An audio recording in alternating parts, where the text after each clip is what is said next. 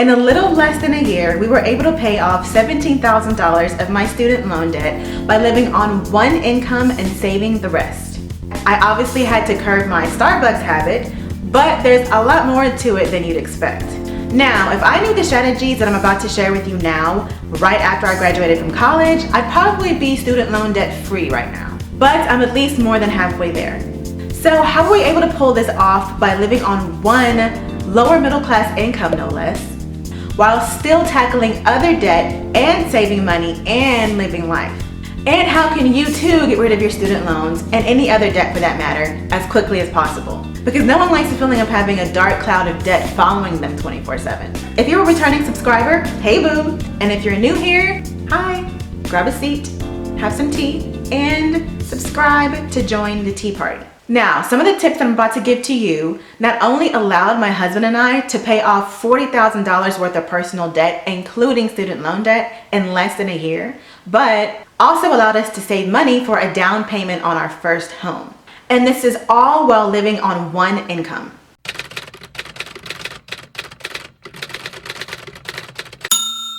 Now, first things first, if you're wanting to get rid of your student loan debt fast, you want to make sure that all of your loans are consolidated. So what I mean by loan consolidation is that you're grouping all of your loans from your various lenders into one great big happy family, filled with regret and buyer's remorse. Hello, hi, can I get a refund for college, please? Thank you. When I was going to college, I had no idea that all of my loans were serviced by a handful of various different lenders. I didn't know this until I graduated and started paying them off. So yours may be different, but if you do have various lenders or loans from different lenders, you should consider consolidating them, because you'll only have to make one payment per month and you may end up having to pay less per month if you just lump them all into one. And then that monthly payment disperses it amongst all of your other loans. So that's the first thing I would do if I was just graduating fresh out of college. And I had that hopeful glee about how life in the real world would be. You know, before bills and being overworked and underpaid, or dealing with a miserable boss.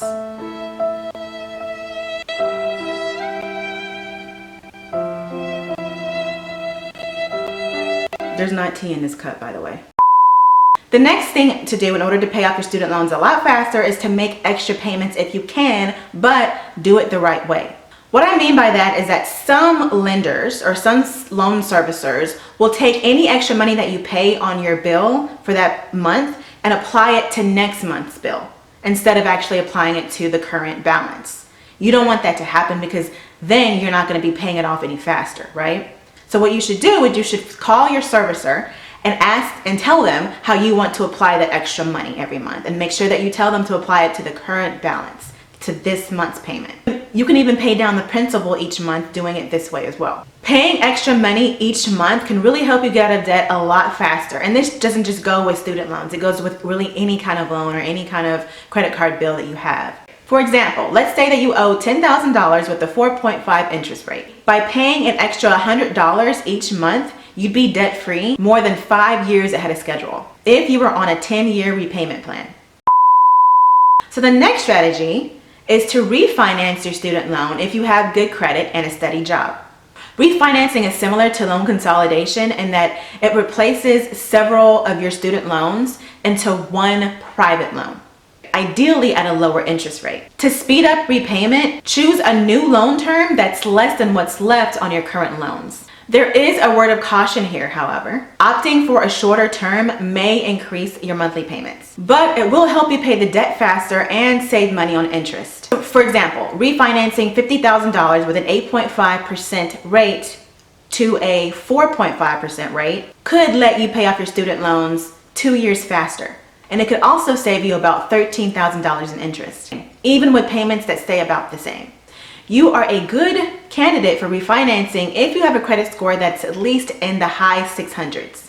And if you have solid income and a debt to income ratio at below 50%. I personally have never refinanced my loans because I'm a really big believer in keeping costs down on my bills and expenses. So even if I could afford it, like even if I got a raise for my job or I got a better job that pays me more money, I would never go in and contact my loan provider or my loan servicer and ask them to change my, my contract and boosted up to the point where I pay more, but of course it gets paid a lot faster. I wouldn't do that. I would go a different route. And the reason for this is you never know what could happen in life, and you want to always make sure that you have enough money left over from paying your bills and expenses to put into an emergency fund, okay? Or to save it, you know? Just in case, because you never know what could happen. If you're spending all of your money on bills, then it makes it harder to save money for a rainy day. And you can still pay more money on your loans every month or on whatever debt that you have without having to refinance. And then when you refinance, you know, you're going to be locked into a higher monthly payment. And then if you can't afford to pay it for whatever reason that may come up, then you're stuck and you're actually going to fall behind on your bills, and it's not going to look good on your credit. You know what I'm saying? So there's consequences for making it contractual, where you contractually boost the amount of money that you're paying per month instead of just keeping the control, you know, controlling it on your own and saying, hey, I'm going to keep it down because I can afford to pay more, but I'm going to keep it at this low level, as low as it can possibly be, but I'm going to pay more on it each month so I can have control. Because the next month, maybe you want to save for a vacation and you don't want to pay that extra $100, right? So instead of doing that, you just pay the minimum and you keep that $100, save it for a vacation, and you're good. You're gravy, right? You don't want to put yourself in a bind where you're contractually obligated to pay more when you don't really have to do that. That's just my 2 cents. So again, my advice is to always keep your expenses and your bills low to a manageable amount and not agree to any contract that would actually increase your monthly loan payments. So the idea is to just keep everything manageable, keep everything low. So if you can only just pay the minimum, you can't pay more, then you just pay the minimum so that you don't fall behind and then it affects your credit score. I hope that makes sense. Okay, I hope that makes sense. The next tip on how to pay off your student loans faster is to enroll in Autopay. Now, this is another strategy that I never use, and again, this is another strategy that I don't really completely recommend if you're not financially secure. But if you are financially secure, federal student loan servicers offer a 1/4 point interest rate discount if you let them automatically deduct payments from your bank account.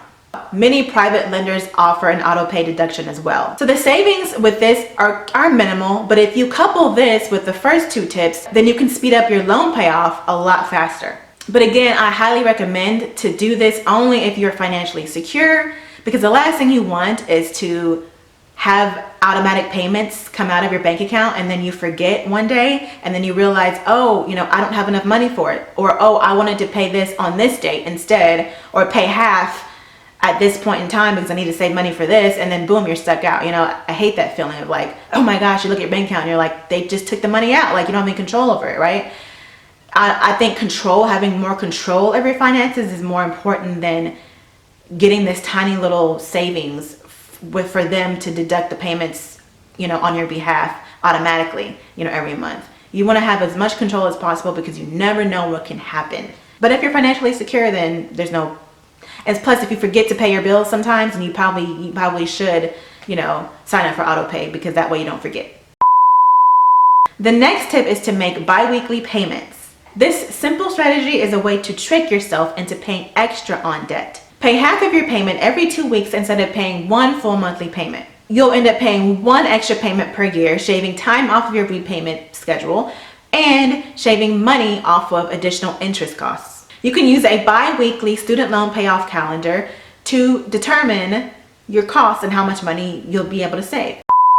The next strategy is to pay off capitalized interest. Unless your loans are subsidized by the federal government, your interest will accrue while you're in school, during your grace period, or any forbearance or deferment period that you have. That interest capitalizes when repayment begins, which means your balance grows and you'll pay interest on a larger amount. Consider making monthly interest payments while it accrues to avoid capitalization, or consider making a lump sum payment before your grace period or postponement ends. That won't immediately speed up the payoff process, but that means that it will lower the balance that you have to get rid of. Another option to pay off your student loans faster is to stick to the standard repayment plan. The government automatically puts student loans on a 10-year repayment timeline, unless you choose differently. If you can't make big extra payments, the fastest way to pay off student loans is to stick to a standard repayment plan. Federal loans offer an income-driven repayment plans, which can extend the payoff timeline from 20 to 25 years.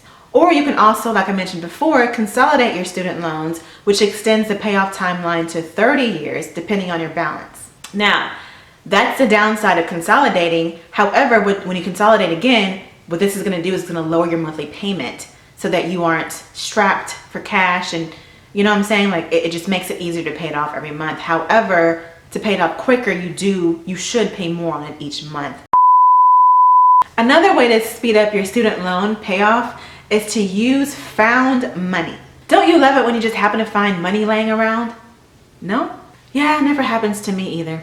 So if you get a raise from your job, or student loan refinance bonus, or another financial windfall, you can allocate at least a portion to it to your loans. This is what happened with me and my husband. Consider this breakdown. 50% goes to paying off debt, 30% goes towards savings, and 20% goes towards fun and discretionary spending. Also consider this. Some companies pay off student loans as an employee benefit. Find out if your company offers an employer-paid student loan repayment program. And be sure to enroll if they do. This is actually something new that a lot of employers are starting to do nowadays.